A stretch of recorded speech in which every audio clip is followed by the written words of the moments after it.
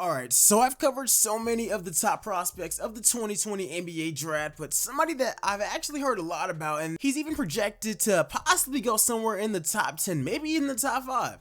And that's Tyrese Haliburton. I've heard so many comparisons of Lonzo Ball, this and that, so I went and checked him out, and there's a lot that we gotta talk about.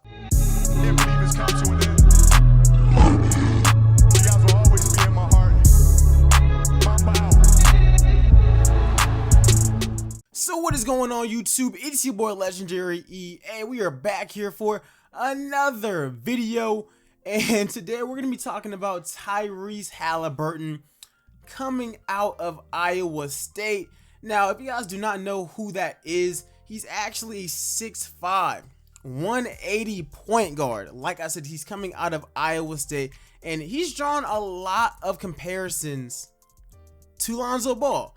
I've seen mock drafts of him going anywhere between the 10th pick and like the 5th pick. I've definitely seen mock drafts of him possibly going to New York. And I finally decided to make this video about him. So if you guys enjoy these prospect scouting reports and just my personal opinion, which really don't mean all that much, make sure to go ahead and smash the like button. And of course, subscribe. Let me know what you guys think about Tyrese in the comment section below. But anyways, guys, let's start this thing off. So, like I said before, Tyrese is coming out of Iowa State. He played in the Big 12. And the thing is, like, I've seen a lot of Big 12 games, and he's a really good defensive player. Now, of course, before doing this video, I went in to watch film just to see how he actually plays. And I gotta say, man, you know, that Lonzo Ball comp is like a really, really good comparison. Like, I can't even front. That is a really good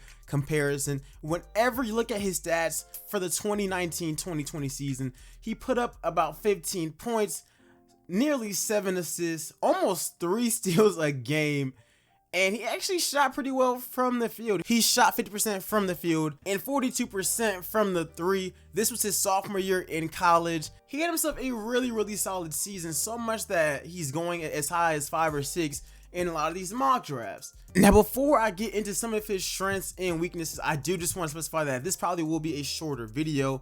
I don't think that there's a lot that needs to really be said. Obviously, he is a really good defensive point guard. He was efficient, and he really checks off all of the boxes that you want to see in a college player. He has really long arms. He has insane court vision, and he's a really good playmaker as well. Yes, I talk about his defense, but his playmaking is insane, and his build, whenever you look at how Lonzo played at UCLA, it is very reminiscent. He's hitting all of his shots at a really high clip as far as college goes, and he shows that he can be a really versatile player, and it looks like he's been improving his game at every single level. He literally improves every single year. He's also a really good rebounder, which is why I like that Lonzo Ball comparison. I think it's very accurate. However, I do think that Lonzo has a higher ceiling for a plethora of reasons. I do feel like once he gets to the NBA, his jump shot could potentially become a problem. Just watching some of the highlights and some of the videos I actually watched, something about his jump shot to me is just off. Like, it just doesn't look natural, to be honest. And literally in some of the clips, it looks like it has a hitch every once in a while. Regardless, that is something that could actually be fixed. But yeah, to me personally, I don't see it, and that doesn't really mean much. I just personally, I don't see it. And I understand why a lot of scouts think that the 2020 NBA draft is a weak draft. I think that LaMelo could be a really good player. I think that James Wiseman can be a good player. Anthony Edwards possibly as well. But for the most part, I don't think that this draft, having a top pick is all that valuable. Which is why I've always said in my videos, having an abundance of draft picks mean nothing, because you don't know what the NBA draft is going to look like. You don't know where that pick lands. If you have the number 1 pick in this draft, I'll continue to say it, you take LaMelo. If you have the 2nd pick in this draft, I would more than likely advise you to take James Wiseman, just because those are 2 of the guys that I feel could end up being the best prospects. But after that, I mean, Anthony Edwards could be really, really good. He'd probably be the third guy that I actually take. But after that, there's just so many red flags for all of these players, because normally whenever you take a top 5 or a top 10 pick in general, you really want them to have the potential to be a superstar. And I think that for this draft, a lot of these players, their max is really, really good role players, and that's a good thing. I do feel like a lot of these guys will be in the NBA for a while because they will be really, really solid role players. But I don't see it. I really wouldn't want a top 5 pick in this draft if I'm not getting 1 or 2.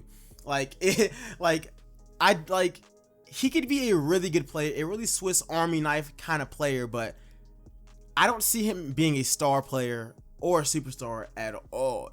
He could be a really solid role player on a decent team. Like I do think the teams could do a lot worse. I can see him going to Detroit, because Detroit is a team built on grit and grind, defensive type player, and he can honestly be a really, really good player. Who knows what other assets they pick up in the following years. Haliburton could possibly be somebody who is a great playmaker, a great defender, and can hit open shots. That is something workable. He also could, I've seen him going to the Knicks. If I'm the Knicks, I'm not rolling, because if you're going after a defensive point guard, Frank Ntilikina isn't the worst option. Yes, I do think that Tyrese is a better playmaker, but like I said, I really question how good of a scorer he's going to be in the NBA. Of course, I could be wrong, but just off of his points per game, I don't really see it yet. The Timberwolves, as a Timberwolves fan, we should not make this draft pick, but I really want to know, because I've only seen 30-minute videos, and maybe I'm missing something. And another question mark even comes from whenever he actually played at Iowa State. In some of their key games against Texas Tech, he just wasn't all that good. I mean, if you look at it, his freshman year against Texas Tech, he played 30 minutes in the first game, 35 minutes, 2 points. In the second meetup against them, 0 points in 22 minutes. You look at this sophomore season, which I guess is what we're basing it off of, some of the better teams in that conference. We look at him playing Baylor, 40 minutes, 2 of 12 shooting, 6 points. Texas Tech again, this time 13 points. I guess that's better, but those were both L's. So I do feel like there's a lot more red flags, and like I said, I do want to make it more positive. Who knows? He could turn into a superstar level player. However, right now, I just don't see the hype. I really want to know what you guys think about him in the comment section below. How good do you guys think he's going to be? What is his player comp? And which team do you guys see him going to? I do believe that he could be a really good role player, given time to actually develop and landing in the right situation. But like I said, man, let me know what you guys think about it in the comment section below. Make sure you go ahead and like up this video as well. And I'll see you guys in the next one. I'm out. Peace, y'all.